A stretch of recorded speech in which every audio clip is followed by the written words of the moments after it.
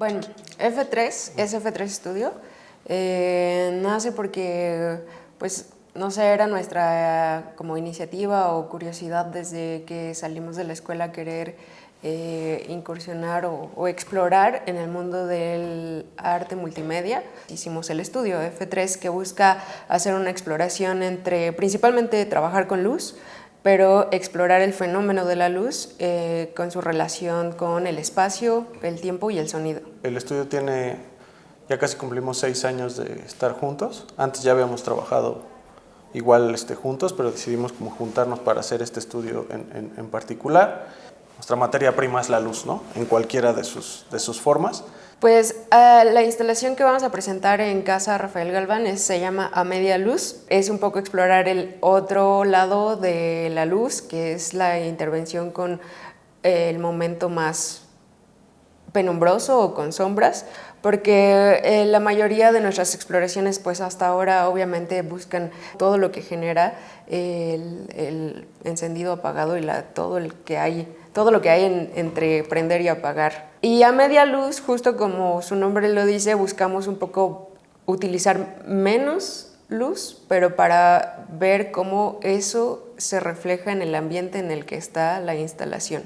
Digamos que A Media Luz es la primera de nuestras exploraciones que trata de crear más espacios contrastados donde se ve claramente una luz y una sombra, más allá que solo explorar la luz.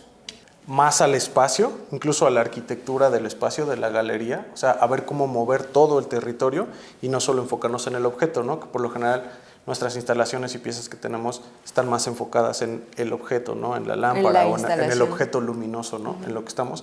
Y en este caso fue mucho más a propósito tratar de ver, ok, ¿y qué pasa si no veo la instalación directamente, ¿no? O sea, ¿qué pasa si veo más bien a mi alrededor? También qué pasa cuando haya más personas en el cuarto, ¿no? O cuando de plano esté vacía, cómo se mueve. Nosotros mismos a la hora de estar diseñando y programando todo, te vas dando cuenta cómo el espacio se mueve con la misma luz, ¿no? Y a final de cuentas, creo que sí tuvimos mucho referencia, ¿no? Como en la época del Renacimiento y todos estos pintores que utilizaban, o sea, la luz de una vela para marcar algo, todos los contrastes y cosas que se generaban en el cuerpo, fue en este caso es como cómo podemos ser todavía un poquito más tenues, ¿no? Que era lo que decías o sea, no es que no llegamos a un 100% de luz, sino más bien es como controlarla y a final de cuentas, por ejemplo, la luz de una vela, el fuego, pues no lo controlas, ¿no? O sea, es como hipnótico, como que está ahí nada más.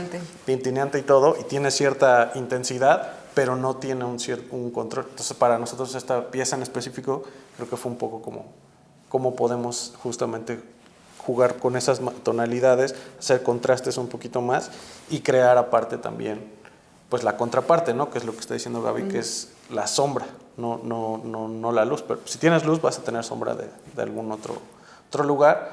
Pero está padre jugar con estas intenciones de saber que hay luz, saber que hay sombras, pero no necesariamente pensar en que es o una u otra, sino que estás dentro del espacio donde todos conviven. No sé, como en la noche igual cuando ya llegas a tu casa, lo que sea, tal vez no quieres estar con todas las luces prendidas, pero no quieres estar en total oscuridad, entonces pones por ahí tu lamparita o tienes una luz que te calma un poquito más y creo que eso buscábamos, ¿no? O sea, también mantener un estado como de equilibrio, como de una sensación de equilibrio. Pues en general todos nuestros trabajos siempre buscan hacer un todo. O sea, no nada más nos concentramos primero en la luz o en lo visual y después en el sonido, sino siempre que pensamos conceptualmente en una pieza, parte inicial de nuestra, no sé si llamarlo como nuestra propuesta artística, es que sabemos que percibimos con todo el cuerpo, entonces todas nuestras piezas buscan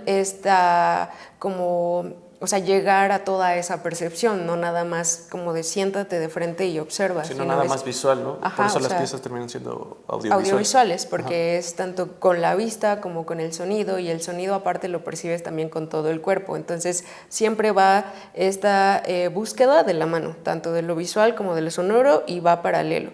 tienen elementos generativos o aleatorios, tanto en el control de las luces como en la reproducción del sonido. Entonces, son dos sistemas relativamente independientes, pero que se están comunicando constantemente, y esas pequeñas variaciones aleatorias, aunque digamos es el mismo elemento, por ejemplo voy a decir, la pieza empieza como tirando caminitos de luz, como gotitas, pero esos caminitos caen en posiciones diferentes cada vez, no siempre cae sobre la misma posición. Entonces, los dos sistemas, el que controla la luz como el audio, están en constante comunicación para generar estas pequeñas variantes aleatorias o generativas que hacen que la pieza sea en general pues un sistema vivo, o sea, no siempre es la misma. Y aparte, pues en específico, la galería tiene una cierta reverberación por el espacio. También, por sus materiales. Ajá, un pequeño reto fue que la galería está dividida en dos espacios y hay como una puerta. Entonces, si te fijas, por esa misma división que hay arquitectónica, adentro se percibe como un ligero vacío, porque el sonido ya no es lo mismo. Entonces, también por eso decidimos poner de un lado los monitores, para que ese vacío digamos que se disminuyera y se siguiera percibiendo como algo, aunque estés en otro cuarto diferente. Por lo general, o sea, como que nuestras piezas tienden a ser como con mucha energía, no mucho impacto, hasta el sonido termina siendo un poquito más energético, hasta un poquito más intenso y oscuro. Ajá, oscuro, ¿no? O sea, y esta pieza, justo con toda esta idea que venimos platicando de a media luz y toda esta intención, o sea, tratamos de hacerla como una pieza un poquito más orgánica, ¿no? Como más ambiental hasta cierto punto, aunque no la categoría como ambient, pero o sea, con más atmosférica, yo creo que esa sería la palabra, ¿no? Entonces, el sonido va de la mano con tratar de crear estas atmósferas, de prestar atención o de prestarle atención al espacio, de manejar ciertas repeticiones también para que las cosas sucedan. La música, por ejemplo, fue hecha con síntesis modular, pero digital. O sea, digamos que todo lo hago por computadora. Pero es un software que utiliza módulos que tú vas conectando y entonces, como dice Gaby, vas creando un sistemita, ¿no? Un sistemita que tú vas decidiendo más o menos cómo va funcionando y cómo van a hacer algunas cosas. De ahí se toman pueden ser algunas muestras de sonido para generar pues algunos pads o ciertos sonidos muy, muy específicos, y hay otras en donde de plano es un patch grande que varios sonidos están como modificándose e interactuando entre ellos, y eso crea de repente frecuencias graves un poco como distorsionadas y trae todo eso. Y digamos que esa es una parte procedural o generativa, porque aunque digamos que dentro de la narrativa del minuto 1 al minuto 2 suceda eso, no va a ser exactamente igual porque el sonido tiende a moverse. También se está paneando y un poquito como que se está moviendo en el espacio. Y esos datos, por ejemplo, del sonido en movimiento, dependiendo de cómo esté funcionando el patch en ese momento, son datos también que se reciben en la parte de la luz, con los visualizadores esos que tenemos, y pues modifica también ciertos comportamientos y patrones. Y justamente eso tratamos un poco con el movimiento de la luz en toda la instalación, que se sintiera como si tuviera de alguna forma como su vida propia, o tuviera un elemento un poquito más orgánico y no tan marcado, ¿no? Como podría ser prender y apagar la luz en el espacio.